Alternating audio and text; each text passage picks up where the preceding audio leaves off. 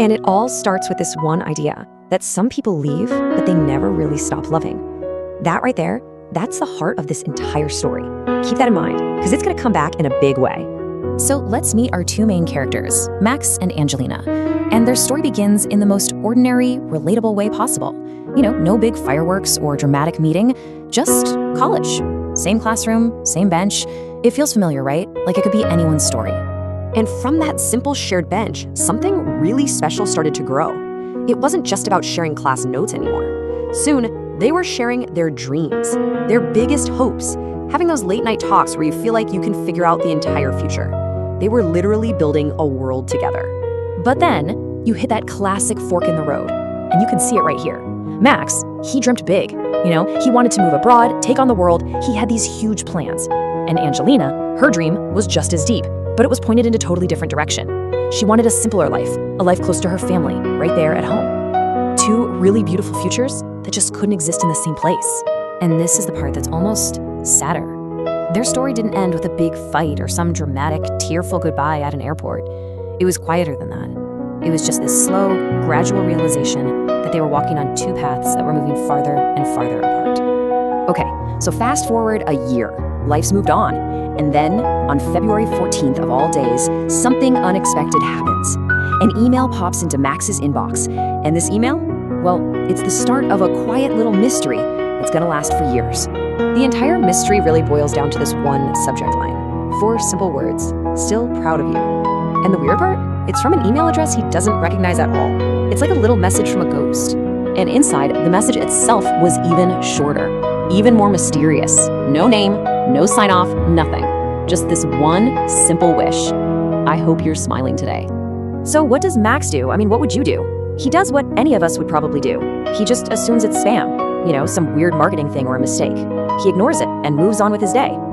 But then, a year later, it happens again. The next year, same date, same time, almost to the minute, another email shows up. Same subject line, same exact message. Once is an accident, but twice, that's a pattern. And that second email, that's the one that changes everything. This time, he doesn't just hit delete. He actually pauses. He thinks about it. And the question in his head is no longer, what is this? It's, who is this? So you can just imagine how this plays out over the years, right? By the 3rd year, his curiosity is killing him. By year 4, he's actually trying to trace the email, but gets absolutely nowhere. It's like it's coming from nowhere. By year 6, it's not a mystery anymore. It's a ritual. A soft little knock on the door of his past that he's come to expect. Years keep passing. Max is building his life, doing all the things he set out to do. The emails keep coming, like clockwork. And then, one year, February 14th rolls around again. He's waiting. Maybe he doesn't even fully realize he's waiting for it, but he is. He's checking his phone, the clock ticks past 12, midnight passes. He refreshes his inbox again and again, and there's just nothing. And in that moment, for the first time in years, there's silence. And you know what's crazy? The silence was so much louder than any of those emails ever were.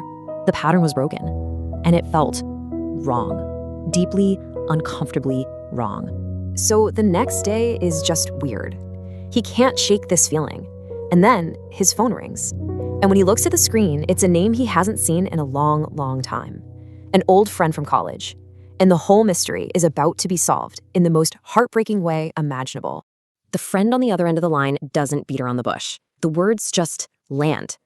Angelina passed away last month. And then comes the line that makes a decade of confusion suddenly, tragically, make perfect sense. She scheduled those emails years ago. His friend went on to explain Angelina had set it all up before she got sick because, quote, she wanted you to know she was proud of you. That whole time, the entire message was right there in the subject line.